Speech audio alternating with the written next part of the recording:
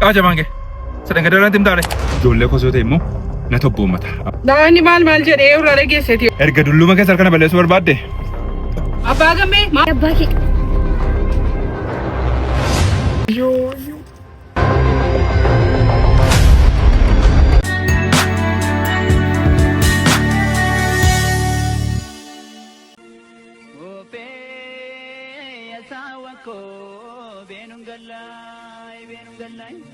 Biar bisa apa John?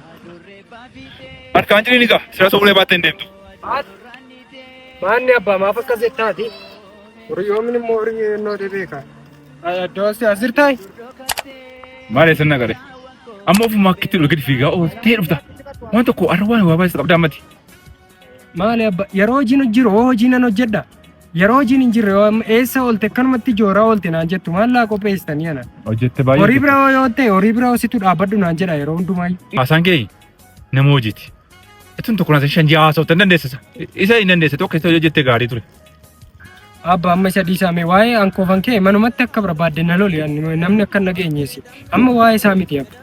Inni abbaan tola isaa dheengaddaa harmee irratti raawwate dhageessetti taate harmee gabaa irratti odoo hogdii eegu namni daboonni hogdii irratti odoo yaa'ee jiru harmee waamee akkatti inni ifatee namaa gadi ishii godhe dhageessetti taate maanni mikinaan isa. Malaa isaa gurba. Maal godhe abbaan tola isaa harmee? Isa wajjin dubbii qabduus immoo kan maaliif inni harmee iddoo hin taanetti ilaalu maalidha amma abbaa kun sirriidha. Qaaja maange. Sedang gadaran tim taale. Oshaasha. Hoo deemsa moori kana walitti.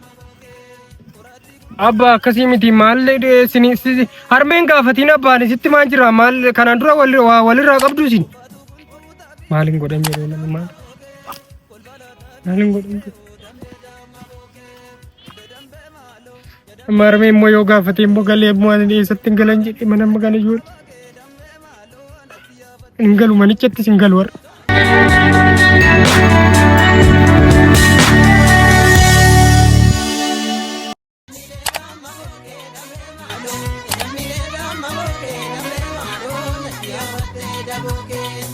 Sobat tu nanti su, orang tu kau singkap dekat tu, terus dia mana?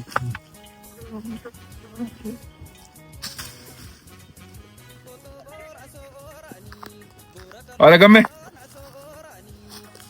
Ada gamme? Oh, apa gamme? Nori rufte bi tental chanjura. Kau tu me? Tole. Ada gamme? Tunda sada kira. Ini gabar si gabar agak lukar. Apa sih tahu? Ane randu emo. Nanti nasa u. Sekarang aku nanusin. Wan istimewa jurat. Nanusin. Nanti. Sudah nama angkat ni gabar apa ni? Sigalai. Serate mo. Enyun akan nama ni beki. Ijoollee kosoo ta'e immoo na tobboommata. Abbaa manaati natti hima. Malee haadha manaa koo dhufee ana jettaadha manaa kun dorsisu. Daa'imni maal jedhee irra dhageesseti iddoo ijoolleetu laga bishaanitti gammee mucaasaa bishaan qabee gargaaree naanii oduuma dhufee safara keessatti ijoollee irraa dhagee isa na gaafate malee. Hunda isa dhageera. Maal abbaa gammee dubbii kana ammuma kanan dheeressinaa maal taatan innoo waanuma jedhee iyyuu hin qabu waan na doorsisee isin qabu tokko iyyuu maal taatan. Safara wajjin nagaa jiraannu keessattis akkasii dhiisame maal isin nama beekamini yoo. Nama guddummaan keenya sii dhufee na jettee dhaanii miti. Akkaataa seeraaf heeraatiin kabajaan yoo namni waa balleessan dhufee natti miti.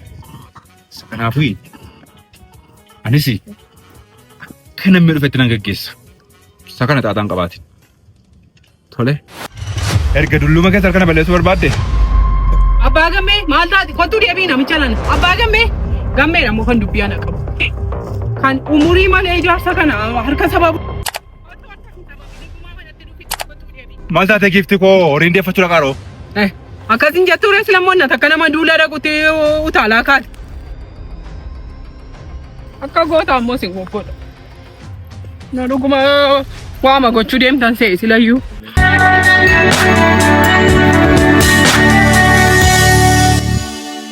Baay'ee cimeera isa dhugaa baay'ee cimeera maaliif ani si wajjin boru mana dhaabadhe gaa'ela si wajjin godhadhe iddoo guddaa tokko ga'ee akkuma nama kaanii akkuma maatii kee horree jiraanna jedhee yaade egaa karoora waaqayyoon taane karaa hundumaa balballi cuccifameera kun isa dhugaa ani nutti hojjisiisanii laata dheen immoo yaadaan karaa tokko maaliif qormaannuma jiraata gaa'ila keessa garuu nan beeka isa dhugaa an keenya moo adda an keenya dhiisa an keenya isa dhugaa waammaa qaba duubaa waa qaba. Maal jechuudha? Maadha waa'ee hojjechiisu maalidha?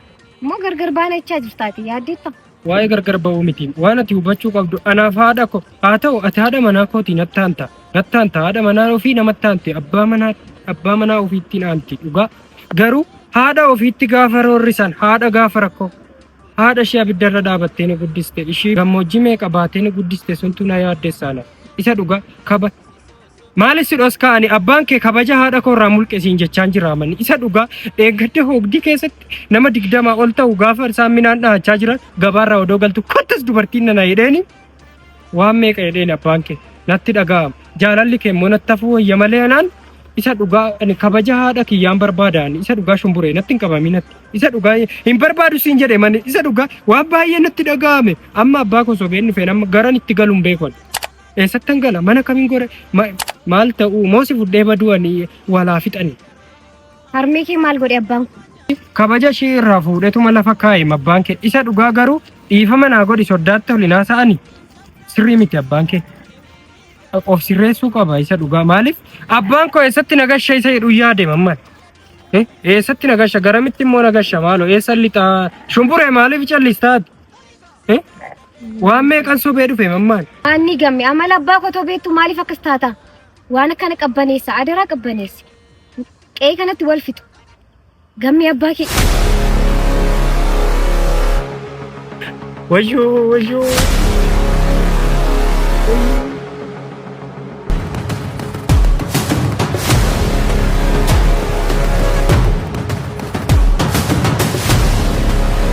Isa yuna duuba deemtaa galii siin jedheen. Gamme wanta kana qabbaneessi ani kuma keedha kan waan keessaa qabu. Gali lana duuban deemanii isheen.